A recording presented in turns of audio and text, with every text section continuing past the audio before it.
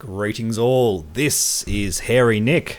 And this is a less hairy Justin. That's right. We live. We live. We still going? Yeah, we still do things occasionally. That's right. The coronavirus has ravaged our state. We're now back in lockdown again, but that's okay. Just gives us more time to talk about X-Wing. Well, there's actually something to talk about. Yeah, well, we've now had something, and we're also going to be getting stuff from... Is it Gen Con, or what is it? I don't know. It's Gen Con. I mean, it's what Gen Con would have been if it actually happened. So basically, FFG are doing their in-flight report just on their Twitch channel. That's going to be, for us, tomorrow, and then the day after, they're going to do an official X-Wing announcement. So I'm going to guess like all the X-Wing content will be in that second announcement, but who knows? Usually the in-flight report includes X-Wing content, but then again, we're talking about, the coronavirus times when we don't know what's happening, so nothing normal anymore.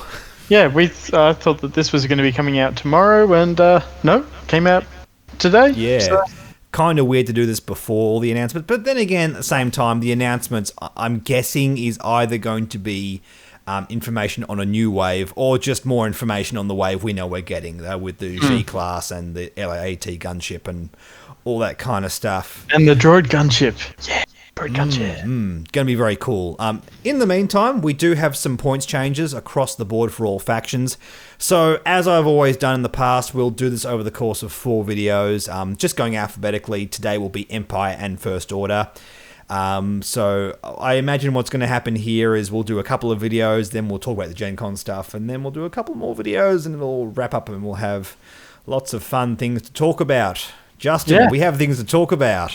It's so nice and different. I'm so happy. I know. It makes such a nice change. I mean, just going so long without news, man, it sucks. It sucks. How long had it been? It's like easy. Oh, it's been months. It's been...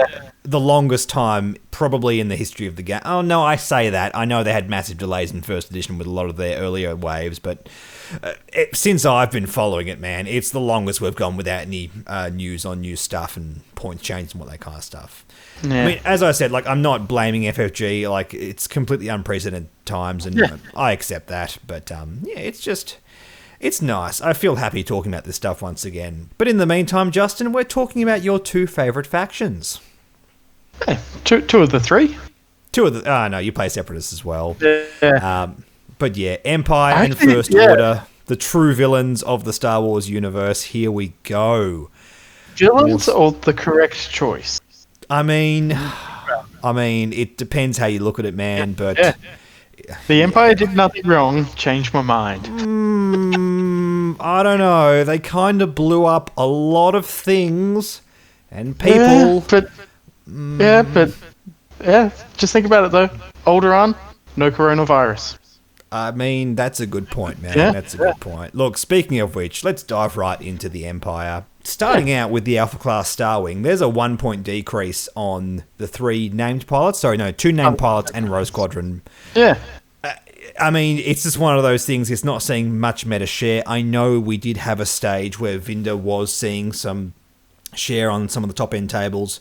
Even so, Vinda is still 4 points more than the next most expensive pilot, and it's just not a ship that's seeing play. So, 1 point, it's like, whatever, sure. Moving down the list of ships here, we do have a 1-point increase on Colonel Jendon on the Lambda-class shuttle. And I was trying to work out before we recorded this video why that was.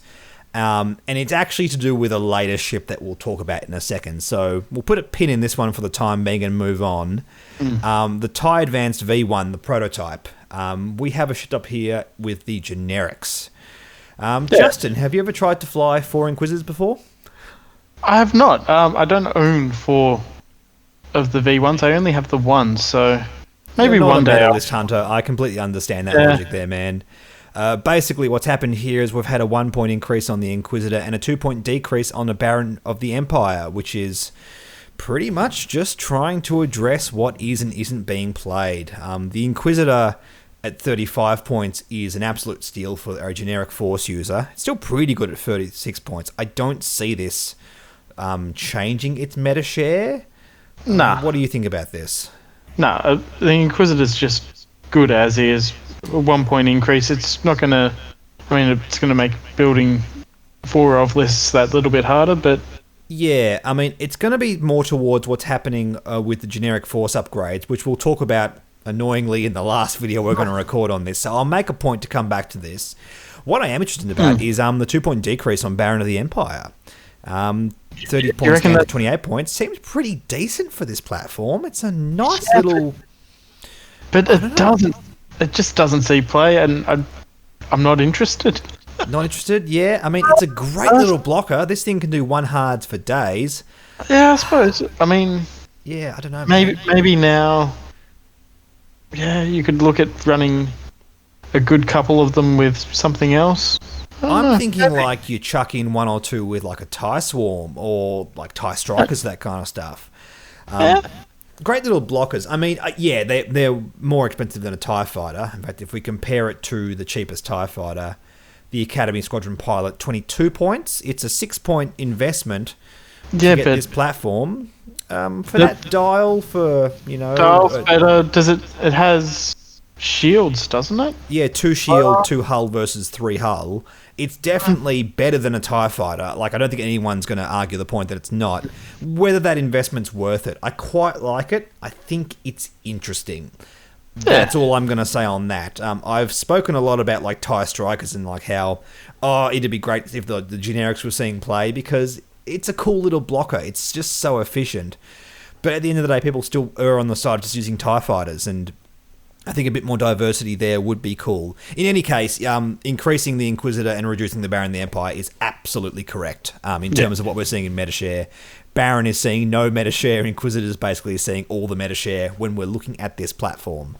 So, mad props. I completely agree with this. Yep. Moving down to the TIE Advanced X1. No changes at all. Vader still at 67 points, still very competitive. I think FFG are, not wrong to keep Vader competitive. I mean, what do you think, Justin? Well, I think, considering the world that we live in at the present moment, they're going to be a bit more conservative with the changing of points, as we see here. So, yeah, they're just going to be like, look, Vader's there. He sees most of the play, but he is one of the named characters. On this platform, but even like on the faction, like I'm okay with Vader being a little bit pushed, so long as it's a little bit.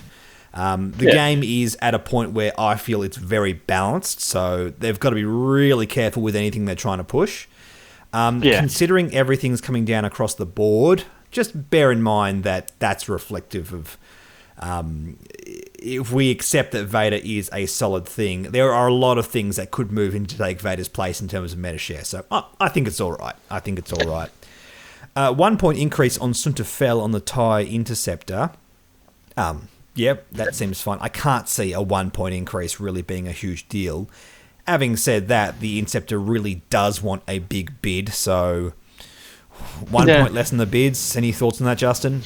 I think it depends on what else you're putting with Sunta Fel in terms of upgrades. Once you start looking at a couple of the upgrades that have increased. For sure. And again, we'll come on to that when we know a bit more about that with the generics. I don't see it changing anything. I just think we're going to be running Sunta Fels with a 1 point lower bid, and that's just not a big deal. Yeah. TIE Reaper's the same. Major Vermeil has seen a decent amount of meta share. I don't think there's anything wrong with Major Vermeil.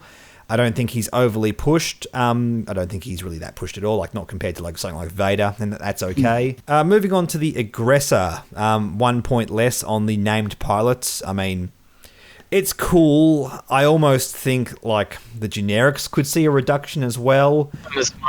Yeah, it's but so hard when they're already at 26 and 28 points. I mean, they're already almost bottom of the barrel in terms of like approaching the Academy Squadron pilot. I mean, it's a hard thing to balance, man. Yeah. You can't really take the Cyanide down another point, because then you just run... What's that? 8 of them. I mean, it's 8 of them without a turret, so it's not great. Right. But, it's 8 things you can put on the table. It's a little bit better than a TIE Fighter, I suppose. So I can see the logic there. Maybe 26 is literally the bottom of the barrel we can get in terms of points on this one.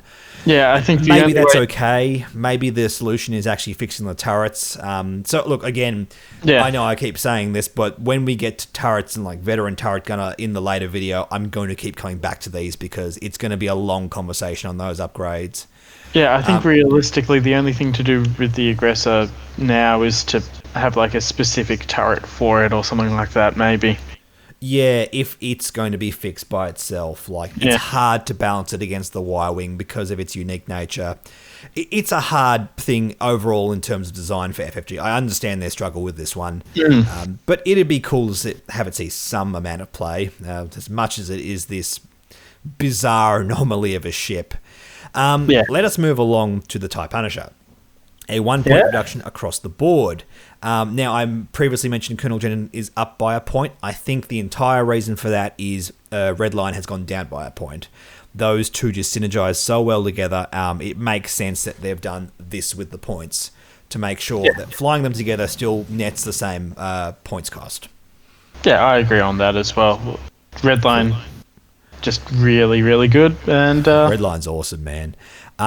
Still 8 points more than Death Rain. I think it's just a case of FFG. We're pretty harsh on Redline, and rightly so, at the beginning of the game, because my God, that was a good pilot in the first phase of 2nd edition. And now everything's sort of coming down across the board. They can sort of reel it back to where it's somewhat fair, I think is the way to put it.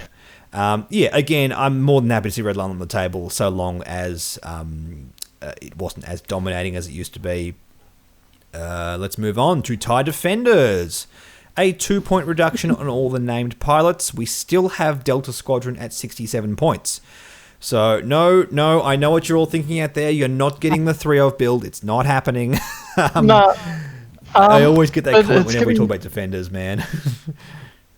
Yeah, but if it's getting to a point now where we can have 2 named Defenders and something else. I completely agree with that. Yeah.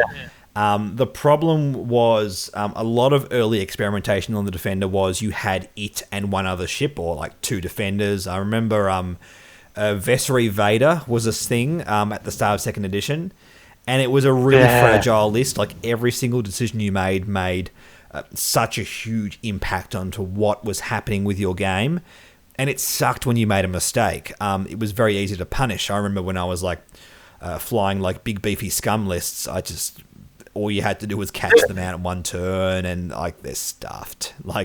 You take one of those off the board, it's hard to function. So I think getting this towards an archetype where we can have 3-of builds, not 3-of Defenders, but 2 Defenders and one other thing, or even balancing Vessery out with 2 other ships is still fine. Yeah. Oh, imagine now you do 2 Defenders and Baron of the Empire. Yeah, that could be cool. That'd be good fun. Sort of. I mean, we'd be pretty stingy with the rest of the points, but it is doable. Yeah. It is doable. Curious to see what could happen there. Howl Runner and 2 Defenders? Maybe not. Maybe I'm being a bit too wishful there. That's a bit tight in terms of points. That's very tight, yeah. Indeed. But having said that, I think there is some fun experimentation to be had there. And I think just getting those named pilots down, crunching those points together is hopefully going to lead to a bit of experimentation. Moving down to the Thailand Fighter, we still have hyperspace legality on all of Inferno Squadron. No changes in points and legality there. Moving down, Whisper up by 3 points. They want less Whisper.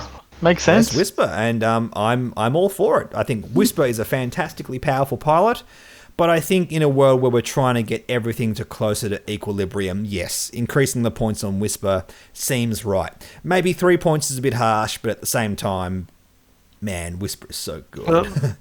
Also, it's worth pointing out that Fifth Brother, the gunner card, has gone up by 1 point as well. So when you take into account that basically Fifth Brother is an auto-include on Whisper, the whole build goes up by 4 points, which is very significant.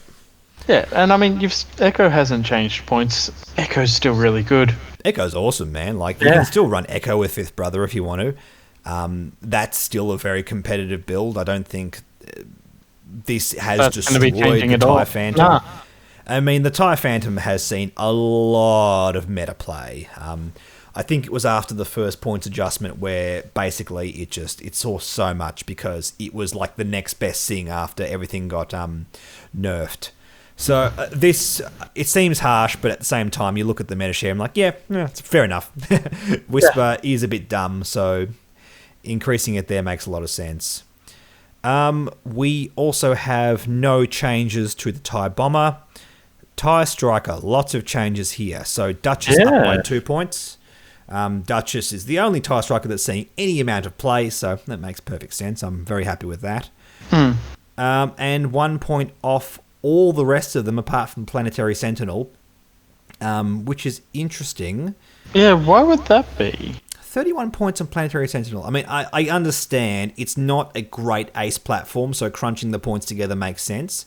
We usually have wider spans on like ace platforms that can really use initiative.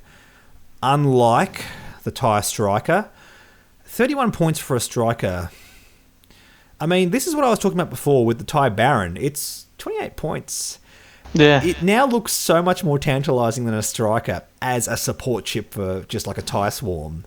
Yeah, but like the Planetary has the Aileron. The inbuilt boost. Yeah, it's such a good blocker. And it's also got the device as well, which is... Yeah, that's true. Like, it can bomb as well. Like, I understand 31 points. It's just when I'm directly comparing it to the Baron, I'm like, I think if the Baron's 28, this could be at least 30, at least 1 point less. I mean, maybe I'm being biased because I think the ship is so cool and flashy and I just want to see more of it. Well, if you think about it, the Planetary's got the device, but the Baron's got the missiles, and the missiles have gone down as well. That's a good point. That's a very, very good point. I think that may start seeing, more play. I'm more considering it from the point of view of just being a ship with no upgrades. And I think when you appreciate that, the Sentinel seems like it's a bit worse off here. Having said that, you're completely right. Like, having those upgrades factored in, that makes a lot of sense when we have the device. I mean, I still forget. I'm such a 1.0 player. This thing can bomb now. It's so weird to me. It's cool, man. It's cool. Just going down the list here, the VT-49 Decimator, no changes on there. That seems all right. I think Sherinu could have gone down a little bit more, but whatever. It's doing all right. Considering that so many other big ships got points changes, although I suppose it's sitting at a good place right now. It's not too bad. It's not too bad. As we'll see with some other factions, big ships still coming down, FFG still trying to make them playable. And on the rest of this list, no changes onto any of the upgrade cards to the Empire, apart from Fifth Brother that we have already mentioned. So, with that in mind, Justin, let's move on to the First Order. Okay. It's a good order. It is. It's an order. The TIE Baron, man. Tell us about the TIE Baron, Justin. I'm so excited for this. Yeah, excited. I bet you are. Von Red going down by 2 points. Holo going down 1 point. Ember going down 4 points. First Order Provocateur, 4 points. How provocative. But like... the one that's seeing the most meta share, it obviously has the least reduction, but Holo, I just checked MetaWing, at this point in time is still number 7 out of all pilots in the game. That's not insignificant. No, and I think that's why they just did the 1 point. Von Reg, but still, it's a 1 point reduction on something that's in the top 10. It's still good, man. I look at Holo, watch Holo is my response to that. Well, Von Reg going down 2 points. Von Reg basically just sitting as an Initiative 6 pilot. Not a lot of people actually use it as well. Yeah. Not really seeing him as using his ability. It's Ember not great. Nah. Ember going down 4 points. I loved playing Ember personally. So it going down 4 points means that I've got so much more choice now. Yeah, big with time. How things can be done. So it's a really powerful platform. I'm surprised FFG thought it was this far out from being playable, but obviously that's where they've landed with it. Well, I think Von Reg now being closer in points to Hollow is interesting. I think it's worth experimenting a bit more with Von Reg for that reason. I mean, at the end of the day, we have to be in a situation where certain lists are now possible because of this. Like, are there upgrades now that we can put on this that are going to fit because of the points change? I don't know if that's true. I'm not an expert with the First Order, so I'm not really going to comment on that. Having said that, I think this is a platform to watch for sure. Yeah, I think at the start it was priced a little bit too highly, and they realised that, and they're now just bringing it down. So. Indeed, and still hyperspace legal. It's not like this is just gone down heaps and then been taken out of hyperspace. It's still in hyperspace, so it could end up being quite dominant in that format. Yeah, watch this space, I reckon. Big time. Moving on, the Tyre FO, no changes. The Tyre SF, now there's a couple changes here. Quick draw up by 2 points. I mean, of course, quick draw is going to go up. Basically, every other meta FO list is quick draw plus stuff. Yeah, it's either Kylo and stuff, or quick draw and stuff, or both of them. Kylo and quick draw plus stuff. Yeah, pretty much. Lieutenant LaHue's down by a point. That's fine. It's LaHue's. It's not saying that's meta relevant. I quite liked LaHue's. Me too, actually. It's interesting. It's a point less than Backdraft. Is LaHue's absolutely worse than Backdraft? Because they're both the same initiative. Yeah, there's clump of fours in the middle here. Yeah, and they were all 39 points together. LaHue's, Backdraft, and Phasma. Yeah, I don't think LaHue's was necessarily worse than the other two, but no. I don't think it's a bad thing. I don't think LaHue's is going to see dominant play because of this. But yeah, it's interesting. I think I might have to pull out my LaHue's Ember and Kylo again. That's See it. how that LaHue's goes. Ember and like everything that's gone down in points list. I like it. Also, on the Tyre SF, the Special Forces Gunner has gone down by 1 point. So the platform has actually seen a reduction overall if you're going to factor that in, which is really, really cool. Yeah, most of the time you slap it on if you're running one of. If you're running multiples, sometimes, look, this is just going to help out. It works pretty well without if you're going to run generics. With that in mind, if you're going to put it on quick draw, it's only an increase by 1 point. I don't think this is going to keep quick draw out of the meta, if I'm being honest. Yeah. Nah, I think there might just be a couple of other things together. I mean, is there a quick draw list that was literally 2 points off being unplayable? I don't think there was. I don't know personally. Yeah. I mean, she's not legal in hyperspace still, which makes a lot of sense. I mean, they've got to have some diversity in hyperspace. But, yeah, whatever. Whatever. I don't think this is a significant enough change. But at the same time, I appreciate FFG being conservative with these matters. I think it's the right approach overall. Speaking of which, let's move over to the Tyre Silencer.